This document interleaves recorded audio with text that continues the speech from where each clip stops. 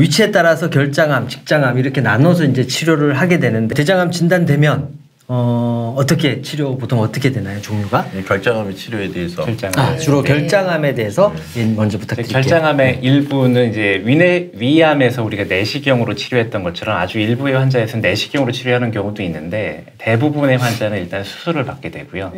수술을 하고 나서는 이제 수술한 조직을 가지고 저희가 병기를 보고 2기의 고위험군이나 아니면 3기의 환자에서는 저희가 항암 치료를 하고 이제 우리가 수술할 수 없는 환자들 대상으로는 이제 저희가 항암 치료를 하는 걸로 되어 있습니다. 결장암 중에서 수술이 가능하면은 수술을 하고 아주 일부만 내시경 절제를 하고 하고 불가능하면 항암 치료를 결정하게 된다. 보통 그렇게 되는 거네요. 자, 그러면 수술을 하게 되면 그 이후에는 어떻게 되나요? 수술하면 이제 재발이 중요하니까 재발을 안 하게 하는 재발률을 줄이는 이제 항암 화학요법을 시행하게 되는데요. 이게 보조 항암 화학요법이라고 얘기를 하고 일반적으로 이제 항암 치료를 하게 됩니다.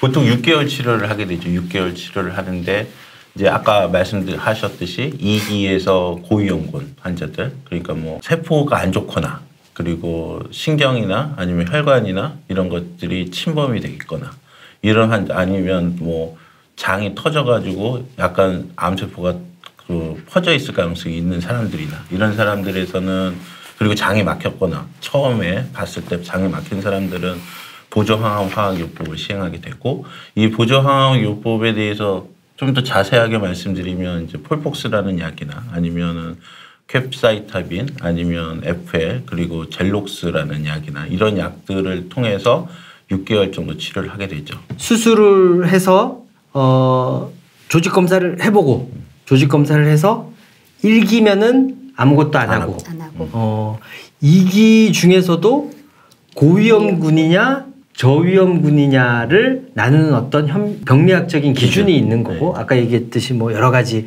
뭐 장이 막혔거나 뭐 혈관 침범이 있거나 뭐 임파선을 조금 뗐거나 뭐 하여튼 다양한 이유로 인해서 2기 저위험군과 고위험군을 나눠서 저위험군은 조금 약한 치료를 하고 아니면 안 하고 요새 이제 오케이. 그다음에 고위험군은 항암 치료를 가능하면 아까 뭐 폴폭스 뭐 이런 약제 그러니까 이제요법이라고 얘기하죠. 그렇죠. 어렵게 얘기하지 말고 그러면 그 약 이름을 얘기하면 좀 어려우니까 이제요법으로 치료를 해야 된다라는 거죠. 3기는 무조건 이제요법으로 그렇죠. 하고. 오케이.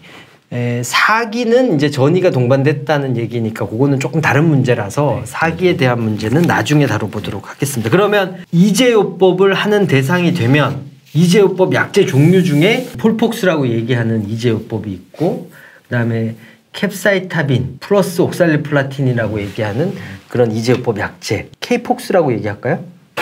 어렵나? 약 이름 쓰지 말자면서요. 먹는 항암제하고 주사 항암제를 그게 좋겠다. 먹는 항암제와 주사 항암제를 섞은 이제요법과 주사를 섞은 이제요법. 주사죠. 그래도 이제요법이라고 얘기합시다. 이제요법을 하는 방식 두 가지 방법이 있는 거죠. 그래서 그걸 가지고 뭐 요즘에 보통 6개월 치료하긴 하는데 만약에 너무 나이가 많거나 여러 가지 부작용 뭐 예를 들면 당뇨라든가 신경부작용이라든가 뭐 여러 가지 부작용이 있거나 이러면은 다 똑같이 할 수는 없잖아요. 그렇죠.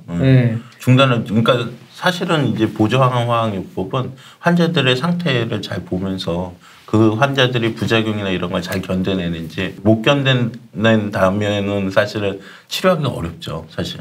그렇기 때문에 그런 상태나 이런 것들을 잘 보면서 치료하는 게 중요하다고 생각이 돼요. 그리고 이제 약제 중에 부작용 패턴이 조금 두 가지가 다르잖아요. 그래서 어떤 약제를 더 선택할 거냐, 그 다음에 어떤 약제를 중간에 부작용에 따라서 뺄 거냐, 이런 것들은 우리 이제 종양내과 의사들이 부작용이 나타나는 패턴이라든가 이런 거에 따라서 결정하게 된다라는 거죠.